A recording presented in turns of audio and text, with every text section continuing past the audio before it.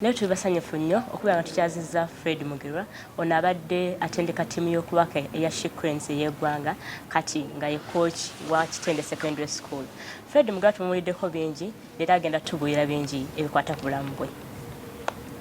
Mwami Fred Mugerwa, omuntu yayagadde okumanya Fred Mugerwa y'ani, avaawo, yazaalibwawo? Amanya gange boogedde nze Fred Mugerwa Tabale Salongo, nga nazaalibwa omwami omugenzi Tabale George n'omukyala omugenzi Regina Tabale. Coach twawulira abagoba ku national team ey'okubaka nga beekuusa ku nsonga ezigamba mbu wali oyisamu ba umpires amaaso n'ebintu ebiringa ebyo. Ekintu ekyo coach okyogerako kituufu oba?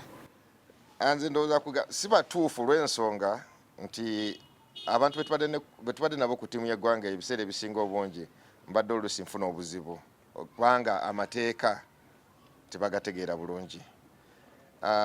Singa oba onoosobola okunnyambako oba nonzikiriza nenkusomerako ekintu ekimu kugamba incident emu ya happening nga bwe twali e Singapore. Twafuna etteeka litugamba nti omwana bw'aba alumiziddwa mu kisaawe ettiimu eyo eweebwa eddakiika 2 musobole okuba nga mujjanjaba omuzannyo oyo mulabe oba asobola okuddamu oba nedda. Bw'aba tasobola mu ddakiika 2 ezo musobola okukola substitution oba okumufulumya ebwe ne mwongera okumujjanjaba. Naye ate omuzannyo omulala kasa alumizibwa oluvannyuma lw'oyo omu gwe mwaweereddwako eddakiika 2 babawa seconds 3. Kati we twali e Singapore, defender wange omu yalumizibwa ne batuwa eddakiika 2 twali tuzanya final e Singapore. Ne bagenda tugenda musawo n'agenda mu kisaawe n'amujjanjaba n'agamba coach ngenda kudda mu kuzanya n'adda mu kisaawe n'azanya. Waliwo akayita kabanga katono center player ne bamukoona n'agwa wansi. Kati wagwa wansi ne bayimirira omupiira nenyimuka nengenda ku waali tiyamala na seconds tezawera n'abiri nangamba coach ndowooza kanziremu tumalirize ebyo kye twatandiseeko. Kati bwe mba nfuluma ekisaawe okuva mu kisaawe nga mulese omwana alabika azeemu ayimusa agenda kuzanya, umpire kwegamba nti nedda mufulumya okole ki olina omukolako substitution. Nze kwe kumubuuza nti nnyabo etteeka oligyewa nti nkulagidde nti mugyeemu. Nze ndi okusinziira ku mateeka ge mmanyi si gwandagira ng'omulamuzi okugyamu omwana. Nze nga coach nze nina okulaba asobola oba tasobola, yafunye obuvune naye kati ngeri gyangambye asobola mulese mu kisaawe akole ki azanye. Omukazi n'alemerako. Kati byalemerako nagenda okiraba nga ate ne goalo zitubasinza zaali nnyingi ng'ate n'obudde buggwayo nengamba lwaki ntawala n'ono omuntu olwala atategeera mu mateeka. Kwe kugamba omwana gwe nempita omwana yali ku bench ne mugamba gwe jango yambala B-boy ode mu center ne tumaliza omupiira ogwo. Kati bakama bange oba abakulembeze betwali nabo ku ttiimu ne bakitwala bubi nti nze nayisa mu umpire amaaso. Weegatta ddi ku ttiimu y'eggwanga ya She Cranes?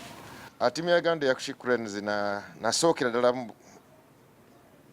ng'omutendesi wa ttiimu ento mu 96 Uganda bwe yategeka empaka za East Africa ezaali nakivubo nga twalina ttiimu 2, twalina Cranes ttiimu enkulu She Cranes eyo ne tuba ne Pals eyali ttiimu ey'okubiri. Kati nze nali omutendesi wa ttiimu ya Pals eyo. Kati mu 98 ne bansomosa ne nfuuka coach n'omulundi ogwasookera ddala okufuuka coach wa She Cranes. Bintu ki bayinza okugamba byofunye mu muzannyo guno ogw'okubaka? Ebintu okujjako gamba nti okumanyibwa nti abantu bangi bamanyi kati bantu bategedde mu nsi yonna amanyiddwa n'abantu abaddukanya omuzannyo gwa netball guno. Naye kigina kigambagana n'ensimbi nti twali nti kigambo kyengamba nti waliwo kino kyenfunye okuva mu netball. Kusoomozebwa ki kwosanze mu muzannyo guno nga gw'omutendesi? Okusingira ddala nti mulimu gubadde gwa nakyewa tewali ssente ze badde bampa ziri awo bati ssente zonna ziri awo kubanga oluusi mbadde ntambula butambuzi negenda ne ttiimu ne tuzanya n'okoma mu kulya nakusuzibwa nakutambuzibwa kyekyo kyokka. Muzannyo ki gw'otandyagadde mwana wo okwetabamu? Nze nga ku lwange mu kusookera ddala nze nange kamwa kwogera kubanga abazadde baŋŋaana okuwuga nali nkwagala nnyo ne bakuŋŋaana mpozi n'omuzannyo gw'ebikondi waawaawo ngunyumirwa naye sandyagadde nnyo mwana wange kugenda. Bwe kyangwa otandikamu bintu bino bya mizannyo kintu ki ekyali kikunyiizizza ennyo?